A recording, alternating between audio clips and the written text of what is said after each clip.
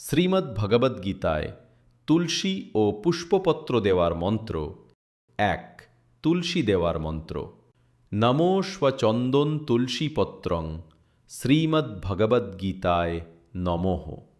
এর অর্থ, আমি শ্রীমদ্ ভগবদ্গীতায় চন্দন সংযুক্ত তুলসীপত্র নিবেদন করি। ২. ফুল দেওয়ার মন্ত্র। নমো স্বচন্দন পুষ্পপত্রং শ্রীমদ্ ভগবদ্গীতায় নমঃ। এর অর্থ, আমি শ্রীমদ্ ভগবদ্গীতায় চন্দন সংযুক্ত ফুল নিবেদন করি। শ্রীমদ্ ভগবদ্গীতায় চন্দন সংযুক্ত তুলসী ও পুষ্প নিবেদন করা অত্যন্ত পুণ্যের কাজ। পুষ্প বা ফুল হল ভালোবাসা ও সম্মানের প্রতীক। প্রতিদিন গীতার উদ্দেশ্যে পুষ্প নিবেদন করলে ভগবানের প্রতি আপনার ভক্তি আরও দৃঢ় হয়।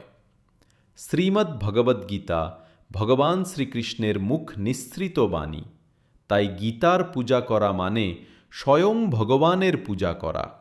এতে শ্রীকৃষ্ণের আশীর্বাদ লাভ হয় এবং জীবনের সকল বাধা দূর হয়ে যায়।